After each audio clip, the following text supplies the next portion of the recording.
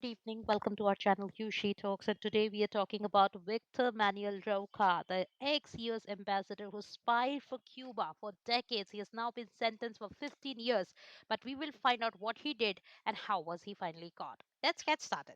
A former U.S. ambassador formerly pleaded guilty Friday to working for Cuba's spy service for decades and was sentenced to 15 years in prison, bringing an end to a case that prosecutors described as one of the longest running betrayals of the US government in history. Victor Manuel Roca, the former U.S. ambassador to Bolivia, was indicted in December on charges that he spied for Cuba's intelligence agency for more than 40 years. Roca, who lives in Miami, originally pleaded not guilty in mid February but then changed course later that month.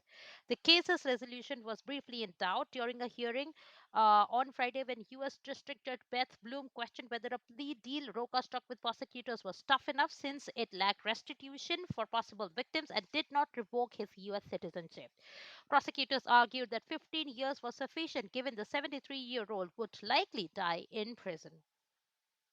The plea deal was ultimately amended to include restitution for potential victims, which will be determined at a later time. Denaturalization is also a possible option. Roca also promised to cooperate with the government and provide details about his deception.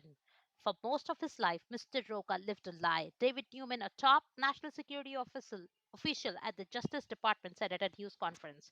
While holding various senior positions in US government, he was secretly acting as Cuban government's agent. This is a staggering betrayal of American people.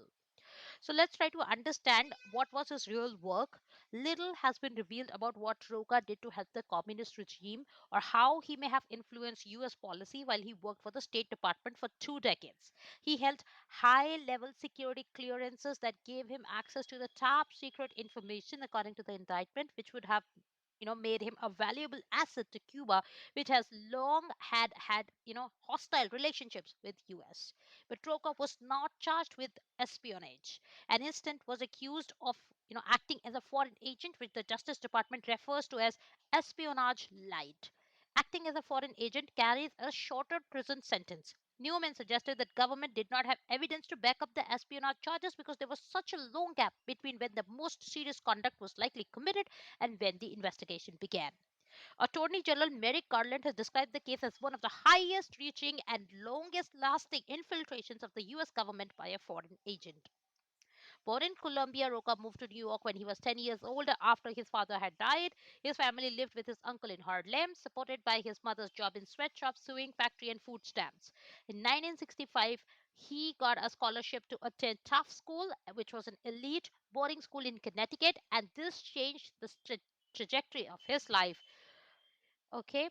But while there, he experienced discrimination and considered suicide after his closest friend refused to be roommates with him over the color of his skin. So he became a naturalized citizen of US in 1978 and also holds degree from Harvard and Georgetown universities. His career at the State Department began in 1981 and included various positions in Latin America.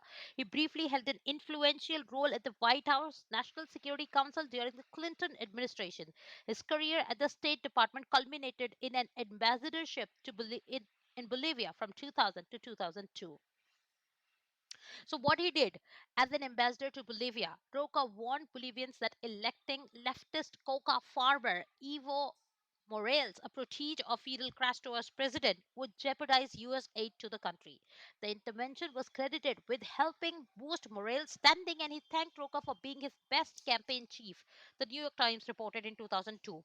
Cuba also fell under Roca's purview during his stint at the National Security Council and when he was posted at the U.S. mission in Havana in the 1990s. After leaving the State Department, he was an advisor to the commander of U.S. Southern Command, whose area of responsibility includes Cuba.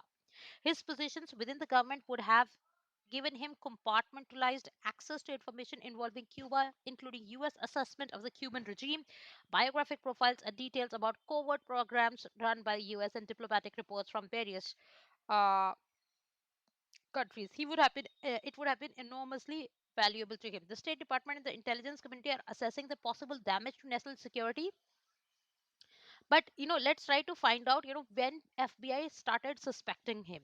So details about how the FBI began to suspect Roca, who was a covert agent for Cuba, are unclear, other than that it received a tip before November 2022, according to court documents.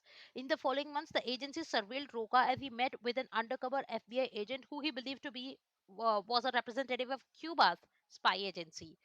On November 15, 2022, the undercover agent sent the retired diplomat a WhatsApp message from your friends in Havana. The document said, I know that you've been a great friend of ours since your time in Chile. The undercover agent told Roca in a subsequent phone call. The two agreed to meet in person the next day.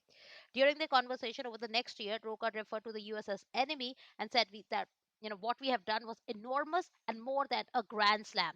Court documents say, my number one concern, my number one priority was any action on the part of Washington that would endanger the life of the leadership or the revolution itself, Roca allegedly told the undercover cop. The complaint also alleged that Roca met with his Cuban handlers as recently as 2017, first flying from Miami to the Dominican Republic using American passport and then using a Dominican passport to fly to Panama and into Havana. Roca said that Cuba's spy agency has instructed him to lead a normal life, and he eventually created a cover story of a right wing person to conceal his double life, as per the complaint. So that's all we have in today's video. Do let me know in comment section what you feel about this.